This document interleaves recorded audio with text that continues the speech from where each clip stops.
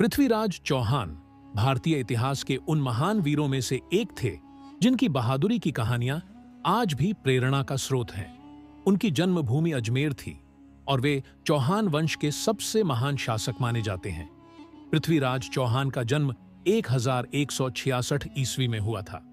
बचपन से ही वे असाधारण प्रतिभा और साहस के धनी थे।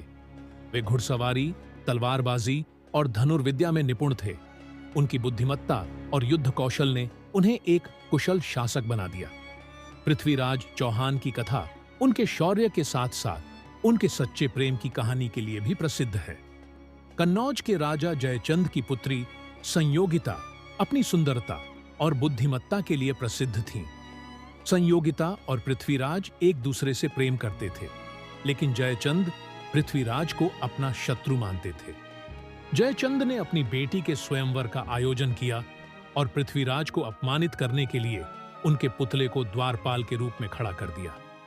लेकिन संयोगिता ने अपने प्रेम के प्रतीक के रूप में जयमाला पृथ्वीराज के पुतले को ही पहनाई। इस घटना से क्रोधित होकर जयचंद ने पृथ्वीराज के खिलाफ युद्ध छेड़ दिया, लेकिन पृथ्वीराज ने संयोगिता को उनके महल से उठाकर अपने प्रेम की जीत का प्रमाण दिया।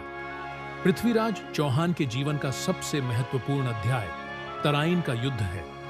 1191 ईस्वी में उन्होंने मोहम्मद गौरी को पराजित कर भारत की स्वतंत्रता की रक्षा की, लेकिन 1192 में गौरी ने छल और कपट का सहारा लिया।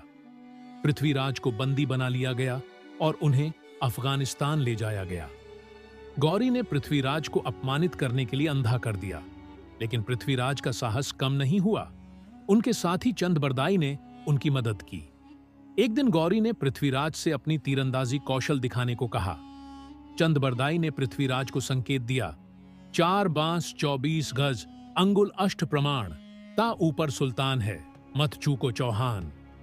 पृथ्वीराज ने अपनी तीरंदाजी के कौशल से गौरी को मार गिराया। इसके बाद उन्होंने अपने प्राण त्याग दिए, लेकिन उन्होंने अपनी स्वतंत्रता और स्वाभिमान के लिए अंतिम क्षण तक संघर्ष किया। पृथ्वीराज चौहान की कहानी साहस, प्रेम और बलिदान का प्रतीक है।